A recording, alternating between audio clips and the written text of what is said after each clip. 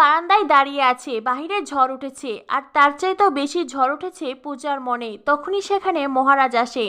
মহারাজ এসে পূজাকে বলে, পূজা এখানে এইভাবে দাঁড়িয়ে আছো কেন? বাহিরে ঝড় উঠেছে, একটু পরে হয়তো বৃষ্টি নামবে, আকাশে বজ্রপাত হচ্ছে, এই সময় বারান্দায় এইভাবে দাঁড়িয়ে থাকতে নেই, ভেতরে চলো।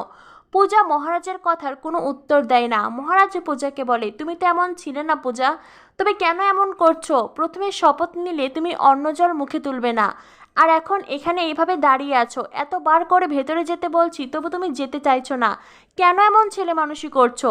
পূজা তখন চিৎকার করে বলে, বেশ করেছি, ছেলে মানুষই করেছি, বেশ করেছি, প্রয়োজনে আরও করব, তাতে তোমার কি? মহারাজা তখন পূজার দিকে তাকিয়ে থাকে। তখনই তুমুল ঝড় বৃষ্টি শুরু হয়। বৃষ্টিতে মহারাজ ও পূজারিনী দুজনেই ভিজে গেছে। বৃষ্টির শব্দে পূজা যেন আরো বুক ফেটে চিৎকার করে কাঁদতে থাকে, আর পূজার কান্না দেখে মহারাজের চোখ বেয়ে জল ঝরে। পূজা কাঁদতে কাঁদতে মহারাজের দিকে তাকায়, আর তখনই মহারাজের চোখের জল পূজা দেখতে পায়। মহারাজ নিজেকে আড়াল করতে ওখান থেকে সরে যেতে চায়। তখনই পূজা পিছন থেকে বলে, আপনি কাঁদছেন? মহারাজ তখন পূজাকে বলে, আপনিও তো কাঁদছেন, কি কাঁদছেন না? পূজা বলে, আপনি আমাকে আপনি করে বললেন? মহারাজ বলে, বললাম।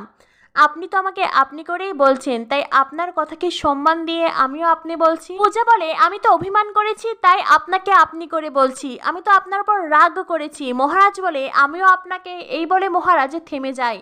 বাহিরে প্রবল ঝড় বৃষ্টি। মহারাজ আর পূজা একে অপরের দিকে তাকিয়ে চুপচাপ দাঁড়িয়ে আছে। এদিকে দেখা যায় রান্নাঘরে এসে বসে আছে প্রিয়াঙ্কা। প্রিয়াঙ্কার বড্ড ক্ষুধা পেয়েছে, তখন তো ঠিকঠাক খাবারও খায়নি। প্রিয়াঙ্কা মনে মনে ভাবতে থাকে, দেখি তো রান্নাঘরে কোনো খাবার আছে কিনা।